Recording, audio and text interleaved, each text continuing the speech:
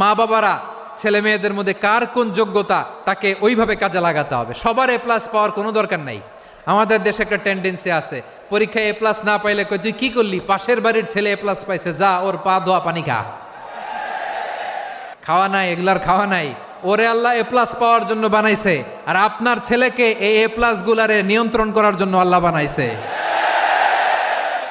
ওকে দিয়ে আল্লাহ কি করবে আপনি জানেনই না।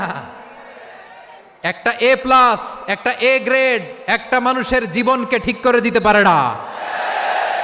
আপনার ছেলেকে আল্লাহ অন্যদিকে যোগ্যতা দিয়েছে, ওদের মনোবল ভাঙবেন না, খবরদার।